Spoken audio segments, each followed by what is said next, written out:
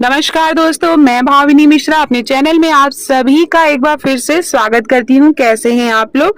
आशा करती हूँ आप सब स्वस्थ और सुरक्षित होंगे। करवा चौथ का व्रत आने वाला है, तो यह व्रत किस दिन रखा जाएगा, पूजा का शुभ मुहूर्त क्या होगा, व्रत की अवधि क्या होगी, चांद निकलने का समय क्या होगा, पूजा विधि और छोटी सी व्रत कथा मैं आपसे शेयर करूंगी, तो वीडियो के साथ बने रहिएगा। हर साल कार्तिक मास के कृष्ण पक्ष की चतुर्थी तिथि पर करवा चौथ का व्रत रखा जाता है। इस व्रत को सुहागिन महिलाएं अपने पति की लंबी उम्र की कामना के लिए रखती हैं। हिंदू धर्म में करवा चौथ का बहुत अधिक महत्व माना जाता है। करवा चौथ में निर्जला व्रत रखा जाता है। शाम को चंद्रमा की पूजा करने के बाद व्रत खोला जाता है। तो आइए जानते हैं करवा चौथ की डेट क्या है, पूजा विधि, चांद निकलने का समय क्या है। करवा चौथ की जो तिथि है वो मैं आपको बता दूं, इस साल 1 नवंबर बुधवार को करवा चौथ का व्रत रखा जाएगा।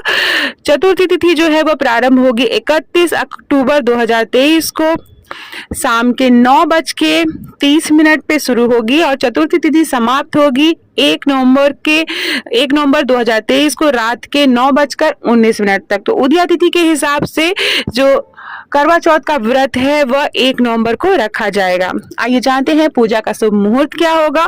तो करवा चौथ की पूजा का मुहूर्त शाम के समय है 5:36 से लेकर 6:54 के बीच में आप पूजा कर सकते हैं। जो पूजा की अवधि है वह है 1 घंटा 18 मिनट। तो इस बीच आप पूजा कर लें, उसके बाद चंद्रमा निकलने का इंतजार करेंगे और अर्घ देने के बाद ही व्रत खोलेंगे।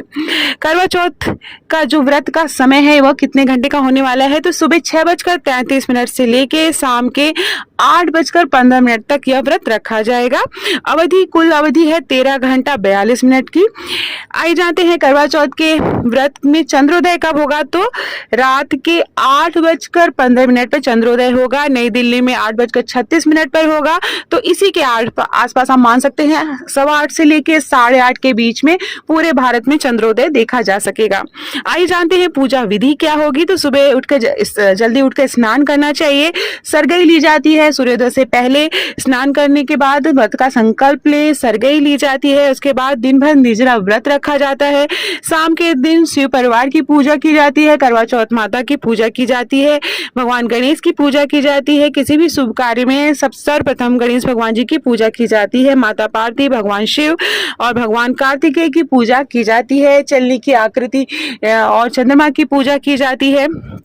उसके बाद करवा चौथ के व्रत में चंद्रमा की पूजा की जाती है। चंद्र भगवान को अर्घ देने के बाद छलनी से पति को देखा जाता है। उसके बाद पानी पिला के व्रत का पारण किया जाता है। तो ये एक शॉर्टकट मेथड मैं बता रही हूँ जिस तरह से आपकी पूजा की जाती है। पूजा सामग्री मैं आपको बता दूं, चंदन, शहद, अगरबत्ती, पुष्प, कच्चा दूध, शक्कर, शुद्ध घी, दही, मिठाई, गंगा जल, अक्षत, सिंदूर, मेहंदी, महावर, श्रृंगार का सामान जो भी आप ले सकते हैं, दीपक, रुई, कपूर, गेहूं, शक्कर का बूरा, जल का लोटा और करवा जो होता है, करवा बहुत सी जगह जो है फरा चढ़ाया जाता है, चावल के लड्डू चढ़ाए जाते हैं। तो ये सारी चीजें पूजा में शामिल की जाती हैं। उसके बाद इस व्रत की कथा जरूर सुने पूजा के समय, और चंद्र के दर्शन करने से पहले करवा चौथ की व्रत कथा का पाठ आपको जरूर करना है। उसके बाद चंद्र भगवान को अर्घ देने के बाद व्रत का समापन किया जाता है।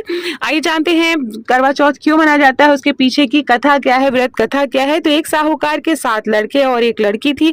सेठानी के सहित उसकी बहुओं और बेटी में करवा चौथ का व्रत रखा था।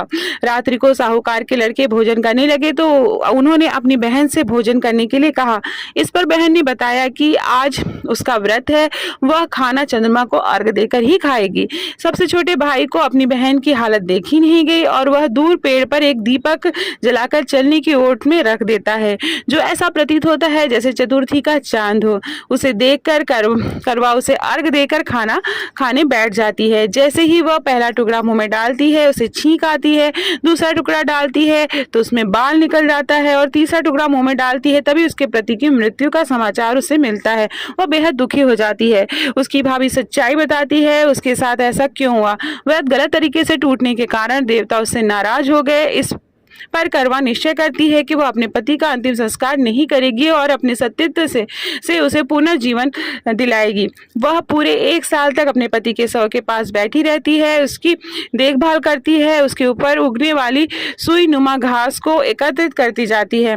1 साल बाद फिर चौथ का दिन आता है। वह व्रत रखती है और शाम को सुहागिनों से अनुरोध करती है कि यम सुई ले लो, पीर सुई दे दो, मुझे भी अपनी जैसी सुहागिन बना दो। लेकिन हर कोई उससे मना कर देता है। आखिर में एक सुहागिन उसकी बात मान लेती है। इस तरह से उसका व्रत पूरा हो जाता है, उसके सुहाग को नए जीवन का आशीर्वाद मिलता है। इसी कथा को कुछ अलग तरीके से सभी महिलाएं पढ़ती, सुनती और सुनाती हैं।